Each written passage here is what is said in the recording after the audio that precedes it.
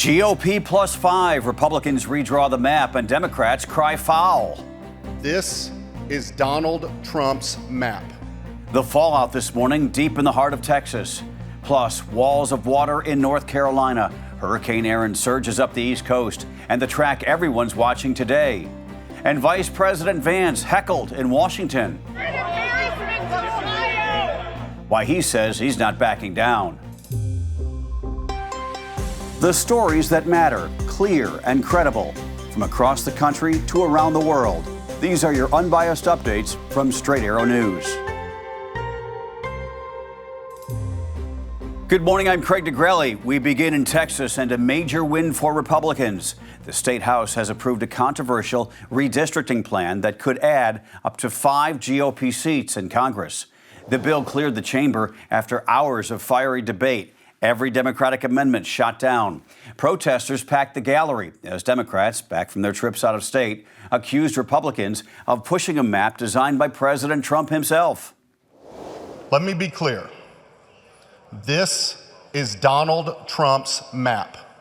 It is clearly and deliberately manufactures 5 more Republican seats in Congress because Trump himself knows the voters are rejecting his agenda.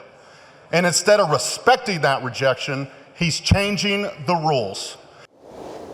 We will not agree on this issue. We will push forward as the votes have been all day long. The votes today have followed the Supreme Court, which is partisanship preferential. Democrats also protested the House Speaker's rule requiring permission slips to leave the Capitol, many ripping them up in defiance. At the center of the fight, Democratic Representative Nicole Collier, who refused to sign that slip. She's been sleeping in the chamber in protest and quickly became a symbol of the resistance and calling the order unconstitutional. On a national Democratic call, she was forced to cut out, saying she could face a felony just for leaving her seat and talking on the phone in the bathroom. Here's how that moment unfolded as the chair of the DNC was speaking. Watch.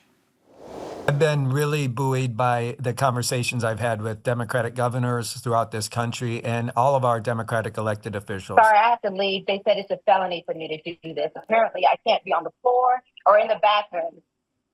Well, you told me I was only allowed to be here in the bathroom. No, hang on. Bye, everybody. I've got to go. That is outrageous. And first of all, let me tell you something. Representative Collier in the bathroom has more dignity than Donald Trump in the Oval Office. There you go. That is outrageous. The exchange drew fury, as you heard there from Senator Cory Booker. California Governor Gavin Newsom also on that call. The bill now heads to the Texas Senate, which is expected to take it up tonight. Governor Greg Abbott says he will sign it as soon as it hits his desk, setting the stage for a certain court battle.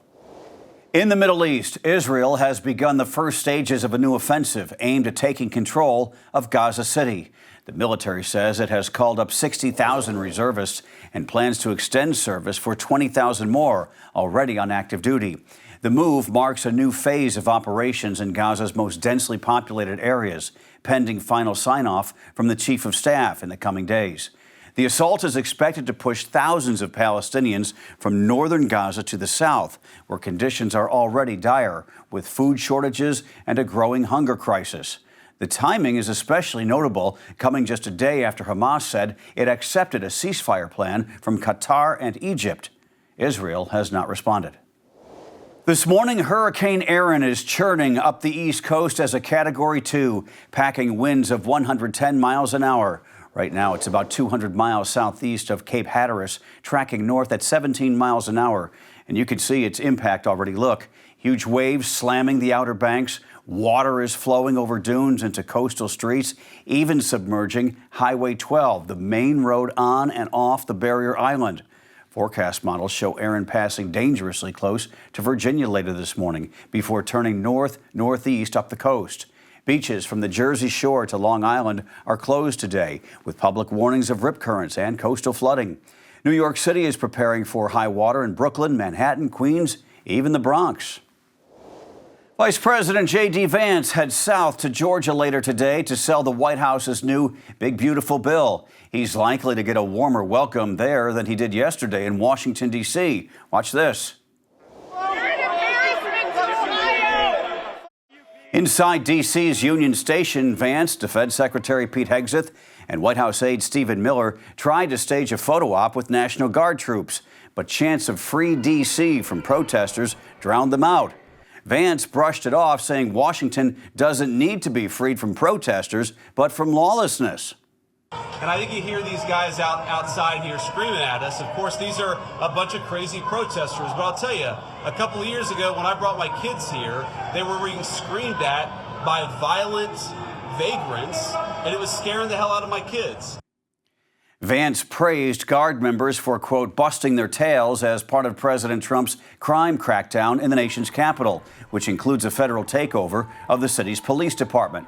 Critics, including Mayor Muriel Bowser, say the Guard shouldn't be used for law enforcement and point out that city crime stats are actually down.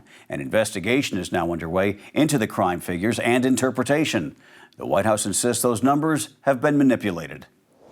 Scary moments in the sky. A Delta Airlines flight lost part of its wing mid-flight. It was all caught on camera. Listen to this one.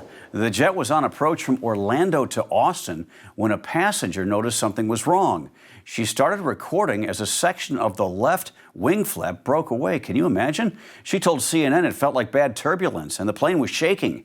Delta says the aircraft is now grounded, confirming a portion of the left wing flap was not in place. Those flaps, by the way, are critical for takeoff and landing, helping slow the plane and control lift. The flight did land safely. The FAA is now investigating. Finally this morning, a nice happy ending for 10 tiny cheetah cubs headed for the illegal wildlife trade. Rescuers in Somaliland discovered the cubs during an operation in one of the region's hottest wildlife trafficking corridors. The Cheetah Conservation Fund, now caring for them, says that despite being held in captivity since birth, all 10 are doing well, so that's really good.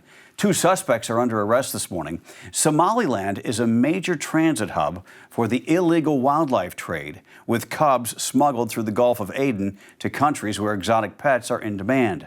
Experts believe hundreds of cheetahs and leopards have been trafficked this way, but for these 10, it's a second chance at life and a lot more room to roam.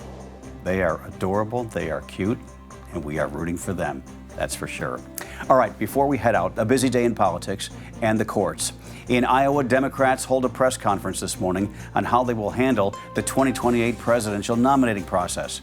Out west, California lawmakers are expected to vote on new congressional maps designed to favor Democrats in retaliation for Texas's redistricting. Later today, Vice President Vance travels to Georgia to promote President Trump's One Big Beautiful Bill. Back to California, Eric Menendez goes before the parole board today, nearly 36 years to the day after he and his brother were convicted of killing their parents. His brother Lyle goes there tomorrow.